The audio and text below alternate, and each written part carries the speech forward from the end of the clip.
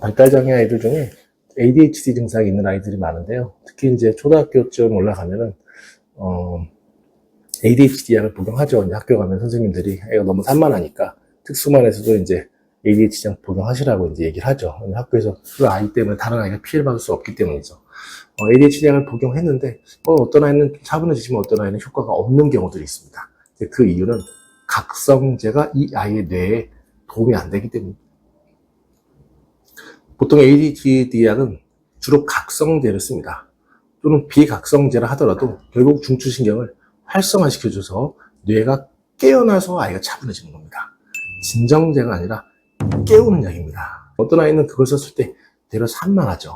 그 이유는 왜 그러냐면 각성보다는 흥분이 많이 되어 있기 때문이죠. 즉 각성적인 원인은 적고 흥분에 대한 원인이 많을 때, 이럴 때는 각성제를 쓰면 각성 효과가 좀 있겠지만 흥분된 뇌가 더 흥분이 됩니다. 즉 이 아이는 더 산만해지거나 오히려 더 효과가 없는, 또는 부작용으로 잠을 못 잔다든지 입맛이 떨어진다든지 이런 여타의 어떤 부작용들을 경험하게 되는데요.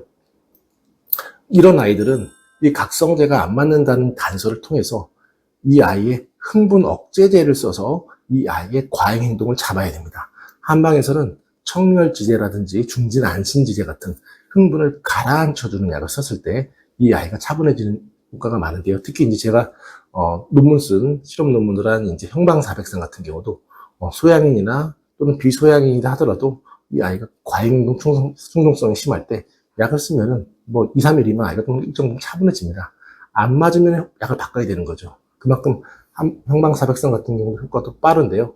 다른 뭐 갈근해기탕이라든지 뭐 청신연자음, 황열해소탕 이런 약들 쓰면 보통 빠른 아이들은 하루 이틀이면 좀 차분한 효과가 나타납니다. 그만큼 한약이 뇌의 흥분율을 좀 잡아주기 때문에 이런 흥분형 ADHD 아이들한테 효과가 좀 더 빠릅니다.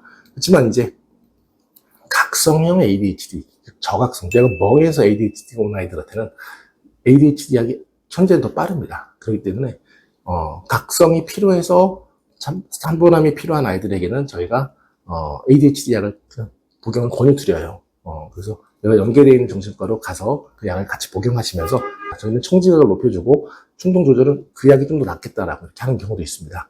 즉 양약이 효과가 더 좋은 경우도 있지만 양약으로 안 되는 부분들은 이제 한방이 더 우위에 있는 부분들이 있는 거죠. 특히 이제 인지력이나 이런 부분들에서는 굉장히 한방이 우위가 있고 양방은 아직은 약이 개발이 안 됐기 때문에 뭐 비교할 수 있는 상황이 아닙니다. 그렇기 때문에 특히 아이들이 발달장애가 있는 경우에는 이제 사실은 전 발달장애인들이 이 인지를 높여주는 한약을 먹어야 됩니다. 20년 동안 연구한 결과 그 약이 이 아이의 인지력을 높여주고 사회성을 높여주고, 그리고 그것이 이 아이가 앞으로 건강하게 살아가는 사회인으로서의 살아가는 데 있어서 굉장히 큰 힘이 될 수 있다는 것을 다양한 연령대의 아이들에게 저희가 치료를 해봤더니 도움이 되는 것들을 볼 수 있었습니다. 다만 이제 장애 정도가 심하거나 이런 경우에는 좀 한계가 있겠죠. 일정 부분 좋아지더라도. 그렇지만 그럼에도 그 일정 부분 좋아지는 것은 이 아이에게는 너무나도 큰 좋은 소식이고 이 아이에게는 큰 희망인 거죠. 이런 것들이 더 많이 알려줄 수 있도록 저희도 이제 계속 연구한 부분들 계속 공유드리겠습니다. 감사합니다.